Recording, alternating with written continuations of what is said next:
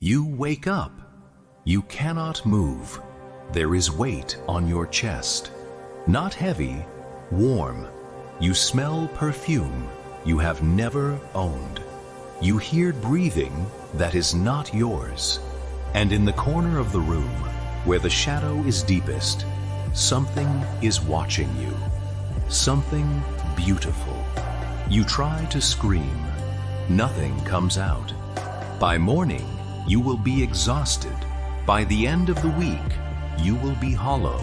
They have a name for her. They have had it for 4,000 years.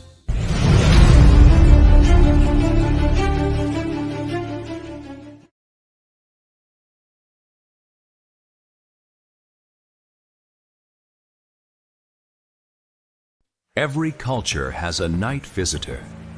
The Old Norse called her the Mara. The Japanese called her the Kanashibari. In Newfoundland, she was the old hag. But in medieval Europe, they gave her a job description.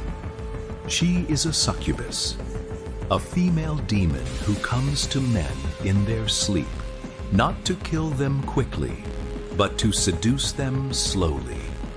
The Latin is blunt, succubare, to lie beneath.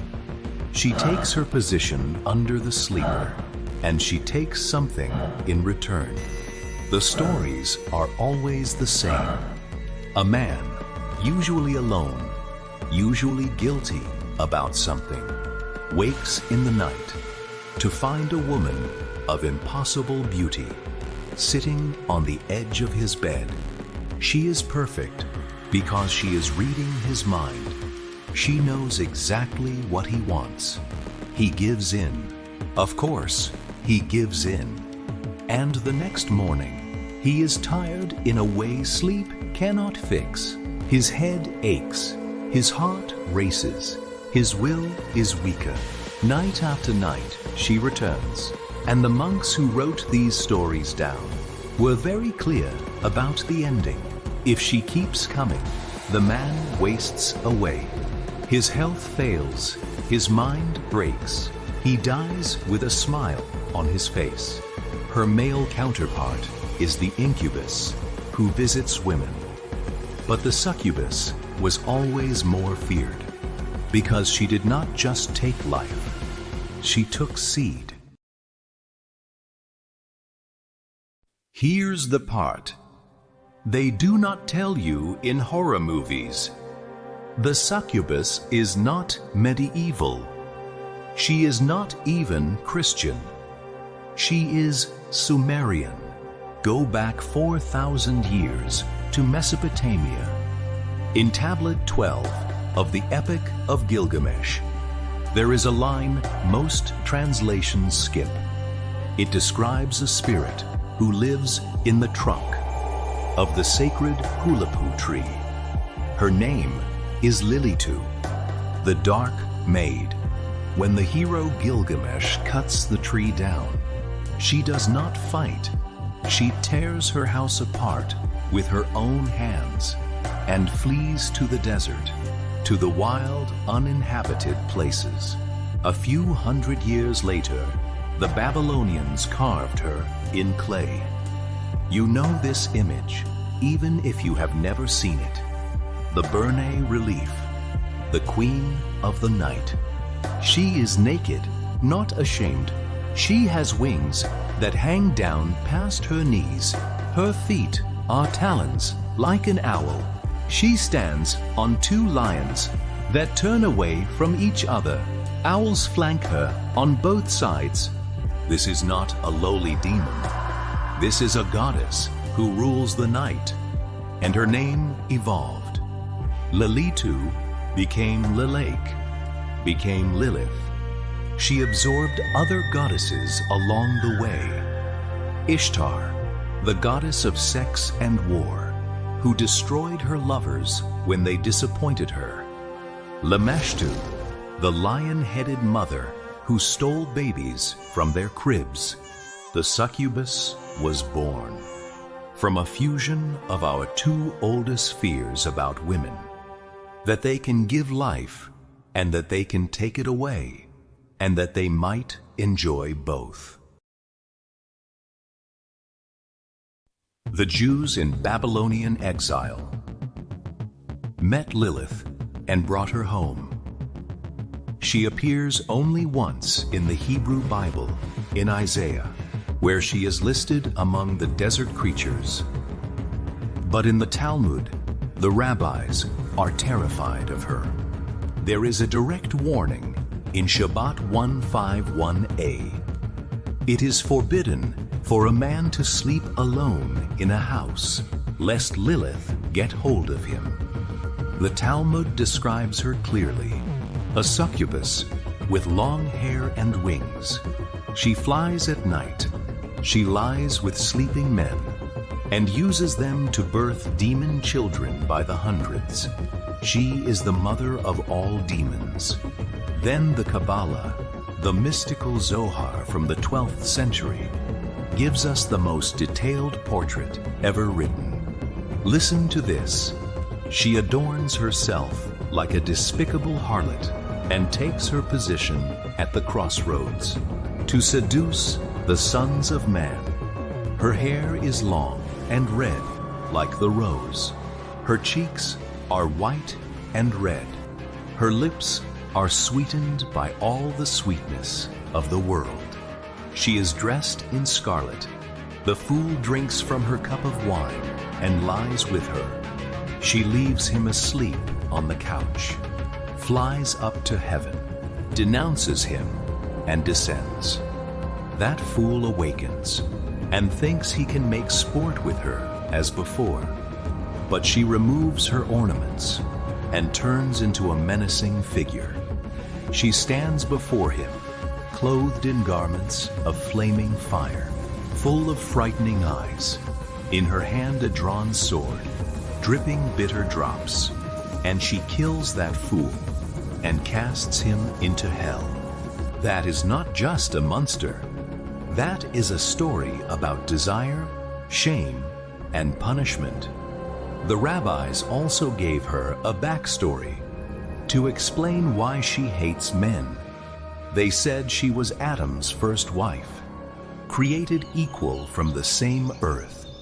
When Adam demanded she lie beneath him, she refused, spoke the secret name of God, and flew away. Whether you believe it or not, that story turned the succubus from a random night spirit into a political symbol. She became female autonomy turned demonic. Fast forward to 1486. Europe is in a witch panic. Two Dominican inquisitors publish a book called the Malleus Maleficarum, the Hammer of Witches. In it, they solve a theological problem. Everyone knows demons cannot reproduce. They are spirits. So how do you explain children who are born deformed, or brilliant, or claimed to be half demon? Their answer created the entire succubus-incubus economy. Step 1. A succubus visits a man in his sleep and collects his seed. Step 2. She transforms into an incubus, flies to a sleeping woman, and delivers that same seed. The child born is called a cambion. The most famous cambion in legend is Merlin, the wizard of King Arthur, was said to be fathered by an incubus. It explained his impossible knowledge. The Malleus also gave priests a checklist. If a man was wasting away, pale, obsessed with dreams, unable to pray, he was probably being visited. The cure was brutal. Confession, fasting, cold water, no sleep, alone, and an iron cross on the bed.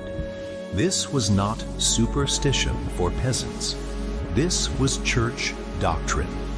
King James I of England wrote his own book, Demonology, in 1597, where he argued the succubus and incubus were the same demon wearing different bodies. He believed it so strongly, he had women executed for it. So what was really happening in those dark bedrooms? Today, we have two words for it: sleep paralysis and hypnagogic hallucination. When you enter REM sleep, your brain paralyzes your body, so you do not act out your dreams. Sometimes you wake up before the paralysis switches off. You are conscious, but you cannot move. Your chest feels heavy because your breathing muscles are still in sleep mode and your dreaming brain is still on. So, it projects a figure, a shadow person, a weight on the bed. For centuries, in a world without neuroscience, the only explanation was a visitor and the sexual component. That is even simpler. Nocturnal emissions, wet dreams, were a source of immense guilt in celibate monastic culture.